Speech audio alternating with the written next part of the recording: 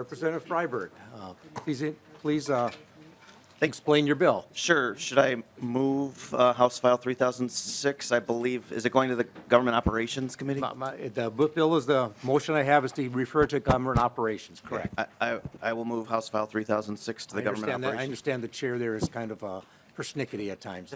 Yeah, well, I'll see what I can do about it. Thank you, Mr. Chair, members of the committee.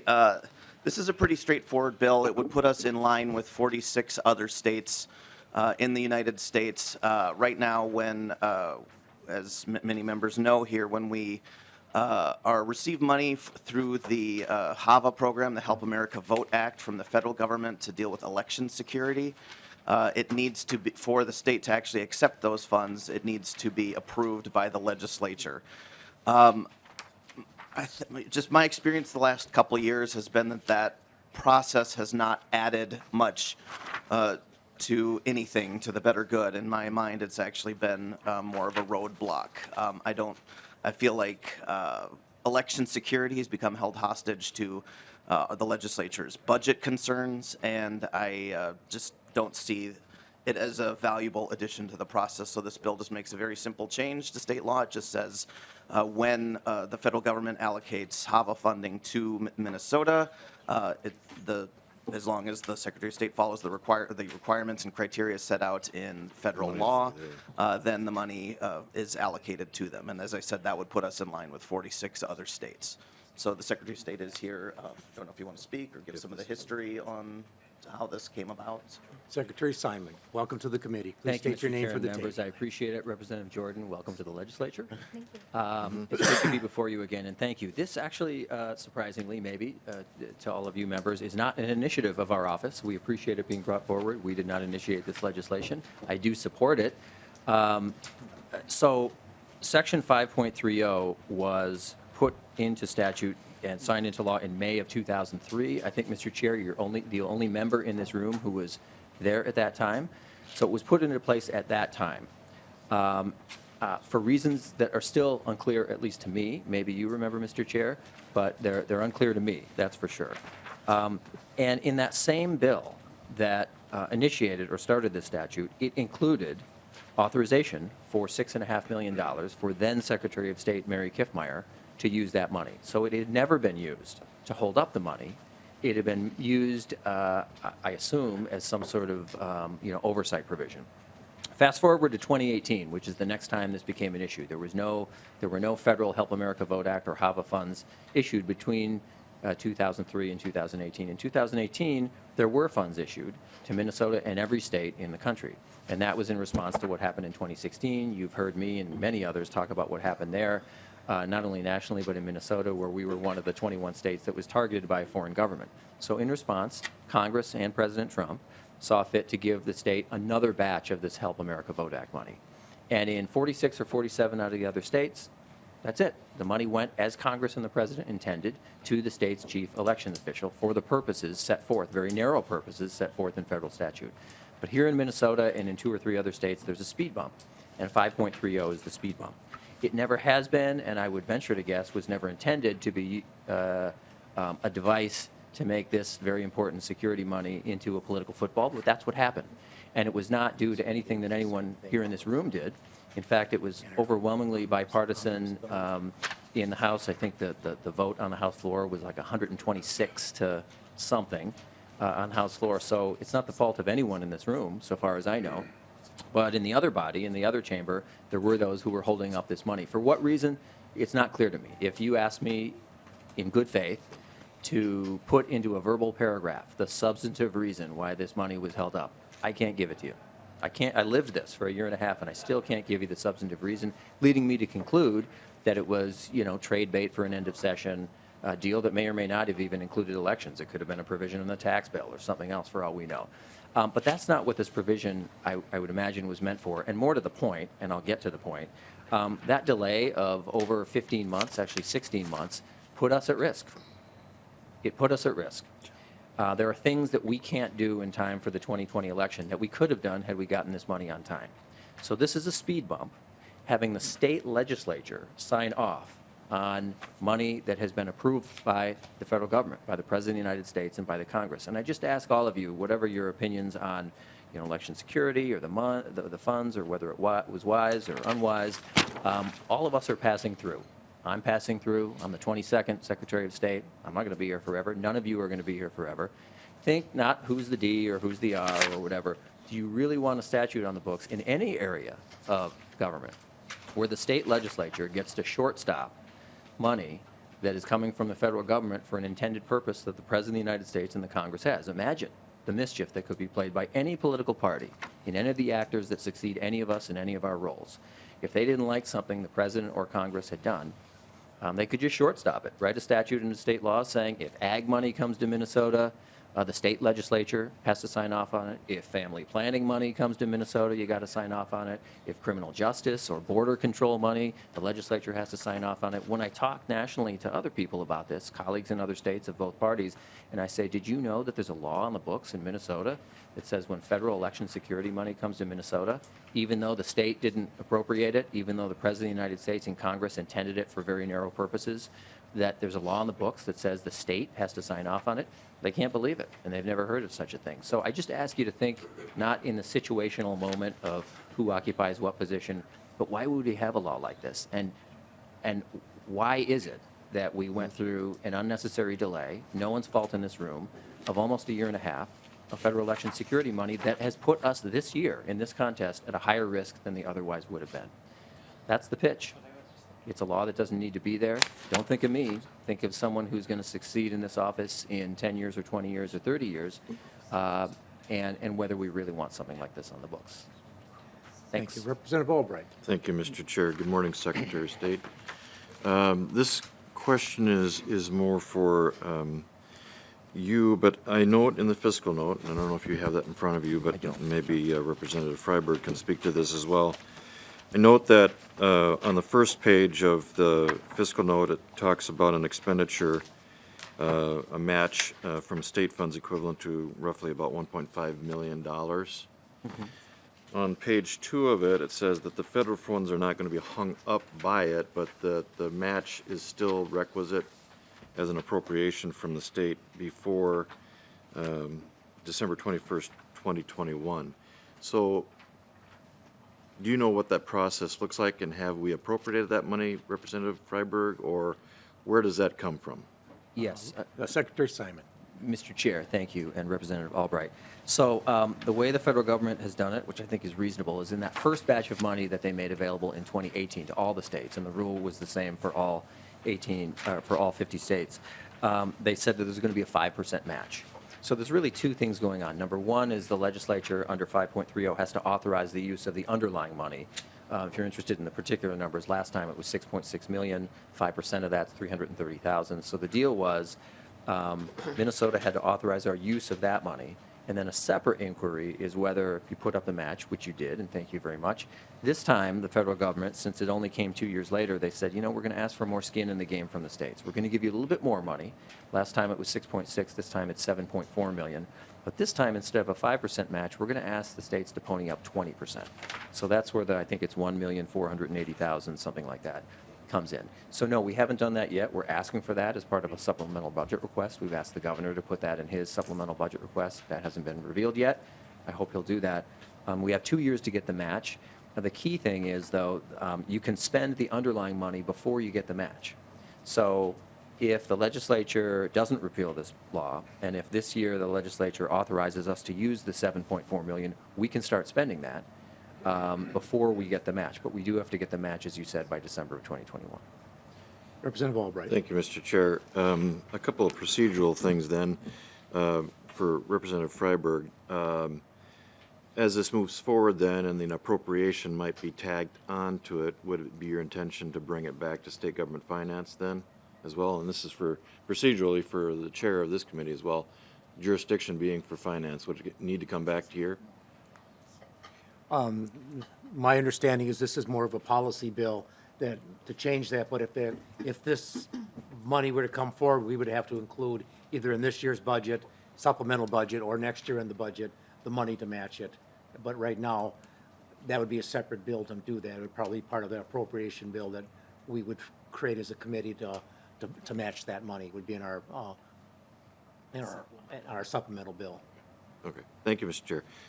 Final, just quick question then for the Chair of Government Operations. This is effective of elections, but I don't see it going or re-referred at this point to the Elections Subcommittee. Would it be the intention that from Government Operations it would go to the Subcommittee on Elections, or no? Representative Freiberg. It is my intention that it will go to the election subcommittee. We don't yet, that committee is operating differently from Ways and Means at this point, so I have to use the dreaded memo process to refer it to elections, but it is my intention to do that for this bill. Thank you, Mr. Chair. Representative Green. Thank you, Mr. Chair. And mine is a comment, because of, thank you to the Secretary of State for coming here. But, you talk about the legislature holding stuff up. And in some cases, that is our job. And we have in this institution and in this country checks and balances. Because your office, whether it's you or, somebody far into the future, could end up someone there who is unscrupulous, someone who's not obeying the law. And, when you take away the checks and balances, and especially away from this body, you take away the transparency. And so there's a lot of things to consider here before we just go ahead and once again abdicate our authority as the purse of Minnesota to say we just don't like the way things went in the last biennium. We don't like what the Senate did, so therefore we're going to cut ourselves out of this and just let somebody else handle it. Why are we here? And this is what we continue to do here. And I think there's another bill today that does somewhat of the same thing, where the House of Representatives just continues to say we're not able to do this. So, and if we're not able to do it, why'd we run for office? Why are we here? This is our job. Our job is to oversee other parts of government. So I think that the way this is working, you said yourself that this might even have been an anomaly in the last election. I guess the term I'm thinking, it might not apply specifically, but it's don't throw the baby out with the bathwater. Don't, just because there was one incident that you don't like, don't give away your authority. That was more of a comment than a question. Representative Vogel. Thank you, Mr. Chair. And actually, we've had some firsthand experience with this together as we work through that conference committee. Question is it possible, if this is passed, is it possible that the federal money could be spent by Secretary of State office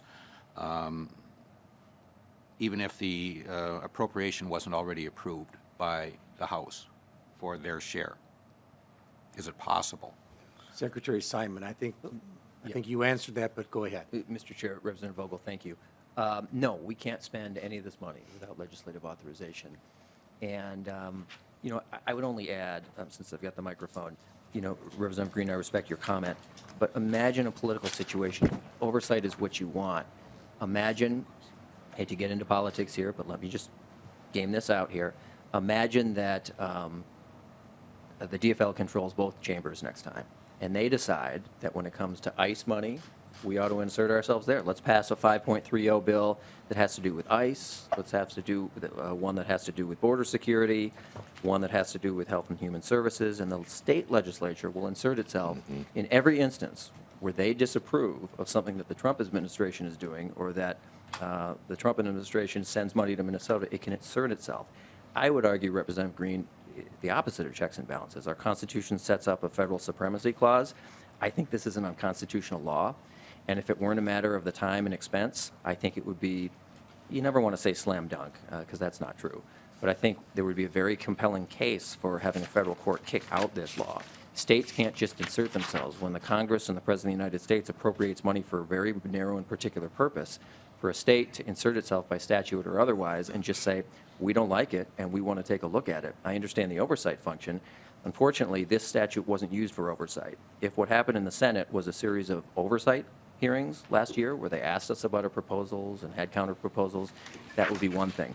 So I'm saying the opposite of legislating for one anecdote. I'm saying think of the players in other partisan and other combinations, and do you really want the state legislature to set the precedent, as has been set here, that when it doesn't like something the federal government is doing, it will insert itself as a speed bump, as a shortstop, to possibly block federal funds for a purpose that it doesn't like when the president and Congress have appropriated? I just ask everyone to think outside their partisan boxes, think of the various combinations. Do you really want this precedent to continue to be set? That's what I would say. Representative Vogel. Thank you, Mr. Chair, and I appreciate the explanation. But as I look at the bill itself, it would seem to me that if money comes from the Help America Vote Act, it is automatically appropriated to a special revenue fund that is then in the Secretary of State's office to use as they see fit, because that's what special revenue funds are. I'm getting a no. Mr. Chair and Representative Vogel, no, we can't touch it. That would be illegal. Representative. According to 5.30, we can't touch it unless the legislature authorizes it. And that's what happened in 2018 and 2019. The money was sitting in the special revenue account, actually not in our office, in MMB. It was sitting in that account, and we couldn't tap it, and we were the last state in the United States of America to get access to that because it didn't happen until the end of the 2019 session. So the money was appropriated in March of 2018. Every state in America got their money. Even the 2 or 3 states that have a law like this, they got their money. We got it last, and now we're paying the price for it in the 2020 election cycle. Representative Vogel. Well, thank you, Mr. Chair. So, excuse my ineptness in understanding this. What I'm reading this bill to say is that if there is money from the Help America Vote Act, Yes, it is appropriated to the Secretary of State, right? correct. That money would then go into the special revenue fund that the Secretary of State office has. I see. Mr. Chair, I'm Mr. sorry, I misunderstood. And Representative Vogel, I believe, as it was stated here, that the 2003 money, they couldn't spend it until they came up with the match. The money that we passed last year, that was actually a year after we got it, we could have spent it. The government said we could spend. The federal government said we could spend it and come up with the match later, and which we actually, and then that was part of our budget bill last year. This money here, it says we can spend it and come up with the match later. If this bill were to pass, the Secretary of State could then start spending it, but we'd have to appropriate the match either right away this year or next year. And that could vary. The next time they come down, they could say, we can't spend it till they come up with the match. And he can only spend it on the things that are listed in the bill from the federal government, what they can spend it on. I think, does that help answer your question? And thank you, Mr. Chair. And that's exactly what I was getting at, is that this money, if it comes, and I'm worried about the future as much as this situation now, because we're opening this up forever. So what I'm visualizing here is that there could be future years where there would be money. It would come automatically appropriated to the Special Revenue Fund. The Secretary of State could then spend that money in anticipation of a match, but now they have committed the legislature to the match because they've spent it and we're not going to be in compliance with the law. So the way this thing is written, from my perspective, I think endangers our activities as a legislature in the future, because we could end up appropriating, well, we wouldn't appropriate the money, but we would either, what would we do? So I understand the dilemma that exists. I sat through the conference committee and actually sat there looking at each other, waiting for people to show up. I know how it was. And I actually voted for the bill on the floor.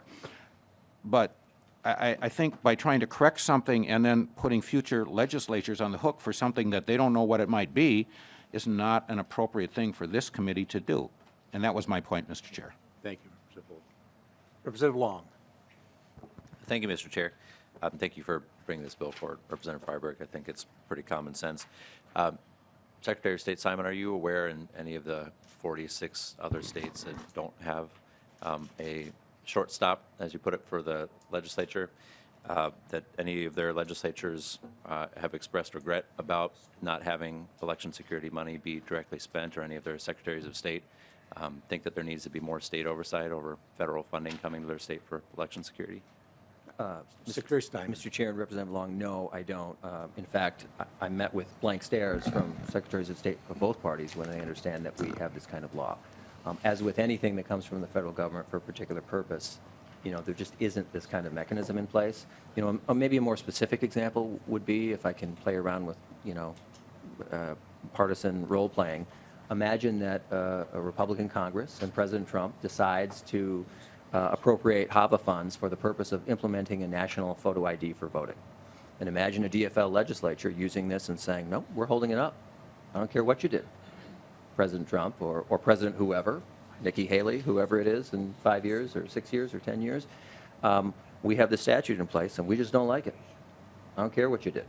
We're not going to authorize it. We're not trading it for anything. We're just not going to do it, even though the President and the Congress authorized it. I think it's a dangerous precedent. I think it's unconstitutional. And I just think we have to think beyond current situations. So it's not about one anecdote. It's about what could happen in the future. I don't know why it was there in 2002 and 2003, but it's almost unheard of to have a law like this anywhere that I know of, where a state legislature can interfere with, even stop, federal appropriation of duly authorized funds from the President of the United States and Congress. Representative Long. Thank you, Mr. Chair. And the money that was appropriated was for election security, and we know that Minnesota's been targeted in the past. We know that there are going to be efforts to target our election systems this cycle. We were the last state in the country to spend these funds last time, and there are only 4 states, as you mentioned, that have any holdup of those funds. If you were a hacker looking to hack an election system, would you take into account the slowness of a state to spend its election security funding?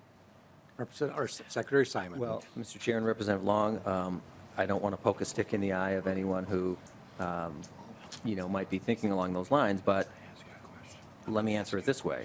There are things we can't do this year, and that the counties and the cities who actually count the votes and train the election judges and own the equipment that they can't do this year because of a 15-month or more delay from the legislature in 2018 and 2019.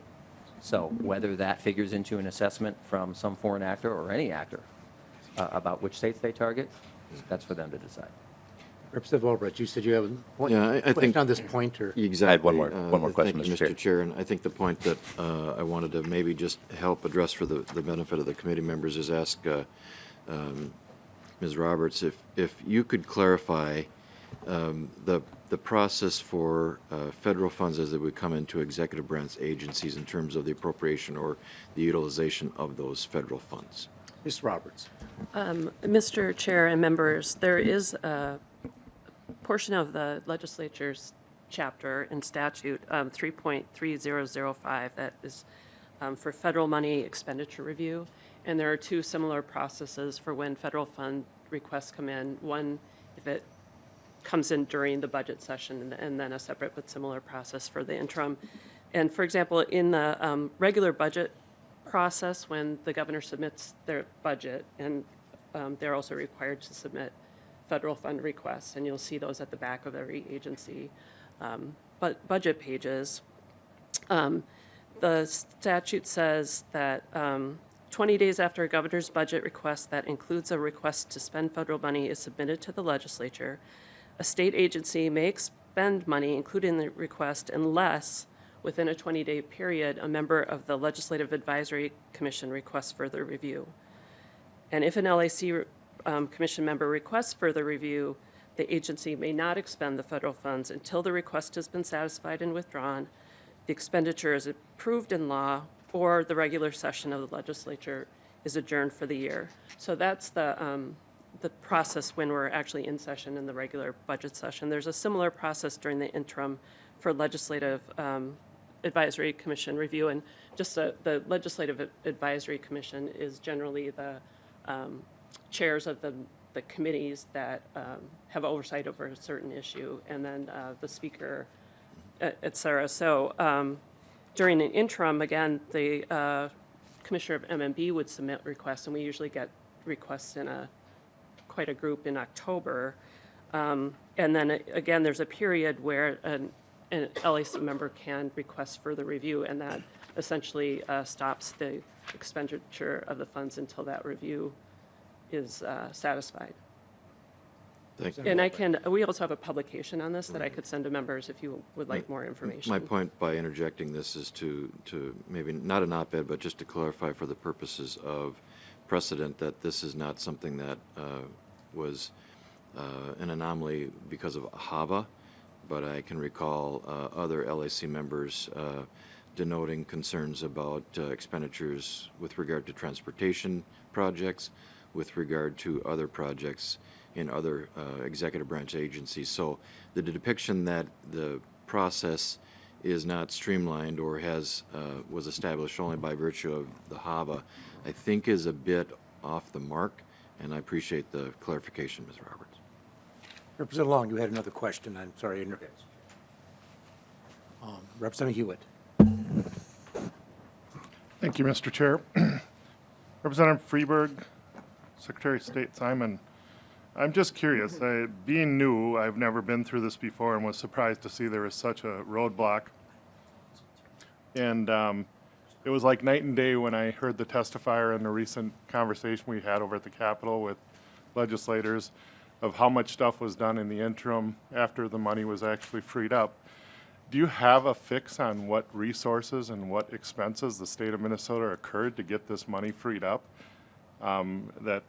Is there any, I know you were extremely busy, I know your staff was busy, you were trying to move things forward in the security realm at the same time, but there was no budget for you to try to get this money, you had to work hard to do it. I mean, what did this cost the state of Minnesota in dollars? That's what I'm curious.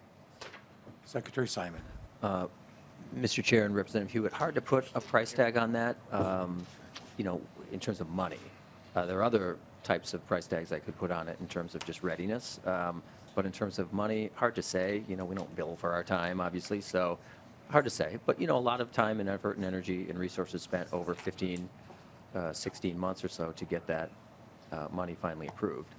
And, the one thing I would just generally say is Representative Green is right, actually, in terms of the legislature having to be vigorous over the executive branch. It doesn't matter who's in power, it doesn't matter which party.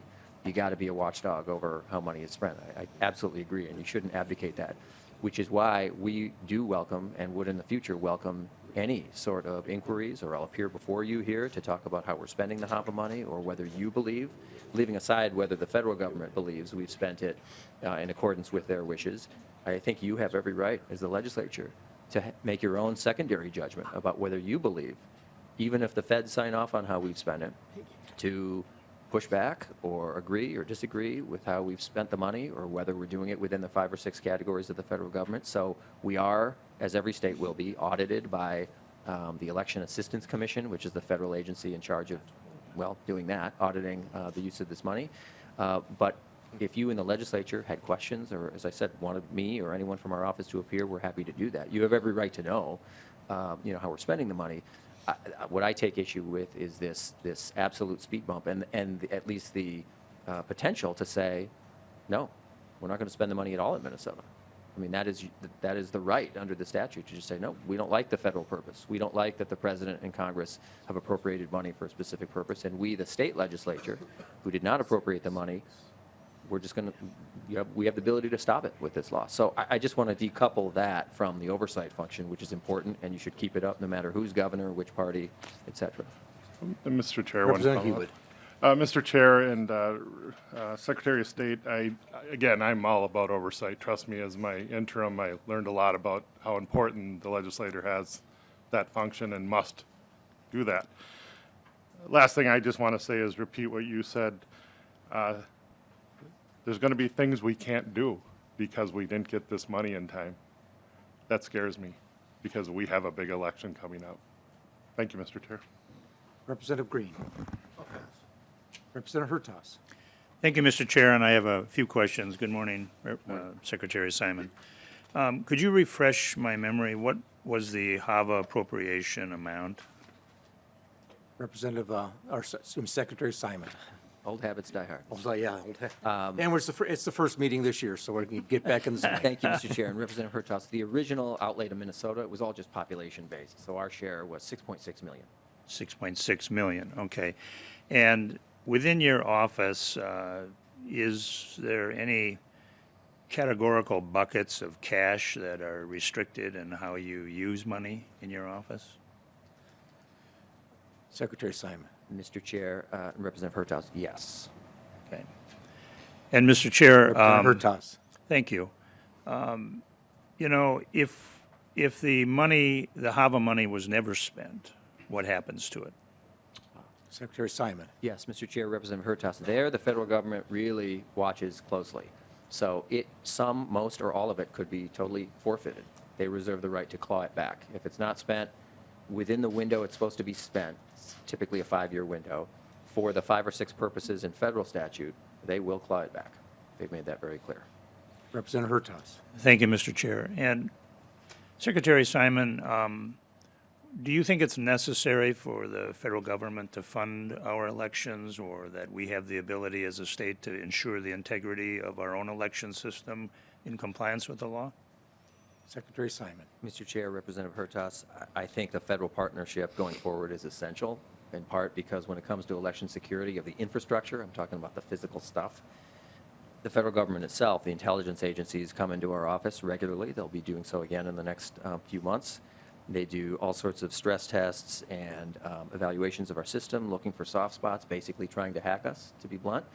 And then they come up with a list of recommendations, and those recommendations have huge price tags. And so a federal financial partnership, I think, at least in the medium term, is essential.